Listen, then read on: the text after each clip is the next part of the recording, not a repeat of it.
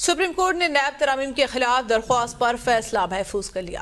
Chief justice Amrita Bandial نے remarks دیے، میری ریٹائرمنٹ کے قریب ہے، ریٹائرمنٹ سے قبل فیصلہ سناؤں گا۔ دوران سماعت جسٹس منصور علی شاہ نے ریمارکس دیے کہ سپریم کورٹ کے پاس اگر پارلیمنٹ کی قانون سازی چھیڑنے کا اختیار نہیں تو اس کے ساتھ چلنا ہوگا۔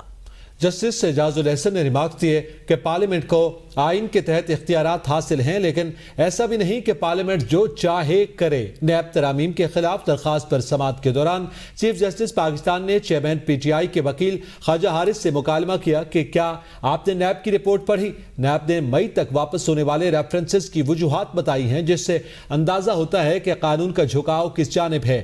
چیف جسٹس نے استفسار کیا کہ کیا ان ترامیم میں کوئی ایسی شق ہے جس کے تحت مقدمات دوسرے فورمز کو بھجوائے جائیں؟ خواجہ حارث نے کہا کہ نیب کے پاس مقدمات دوسرے اداروں کو بھجوانے کا کوئی قانونی اختیار نہیں ہے، جس پر جسٹس منصور نے ریمارکس دیے کہ ایسا نہیں ہے کہ مقدمات نیب سے ختم ہو کر ملزمان گھر چلے جائیں۔ نیب کے دفتر میں قتل ہوگا تو کیا معاملہ متعلقہ فورم پر نہیں جائے گا؟ چیف جسٹس نے ریمارکس دیے کہ ریاستی اثاثے کرپشن کی نظر ہو، سمگلنگ یا سرمایہ کی غیر قانونی منتقلی ہو، کارروائی ہونی چاہیے۔ عوام کو خوشحال اور محفوظ بنانا ریاست کی ذمہ داری ہے۔ جسٹس منصور نے ریمارکس دیے کہ سپریم کورٹ کے پاس اگر پارلیمنٹ کی قانون سازی چھیڑنے کا اختیار نہیں تو اس کے ساتھ چلنا ہوگا۔ جسٹس اعجاز نے کہا کہ پارلیمنٹ کو سب کچھ کرنے کی اجازت نہیں ہے۔ جسٹس امرتا بندیال نے کہا کہ اگر پارلیمنٹ کو قوانین پر دوبارہ غور کی درخواست کریں تو بیچ کے وقت میں کیا ہوگا؟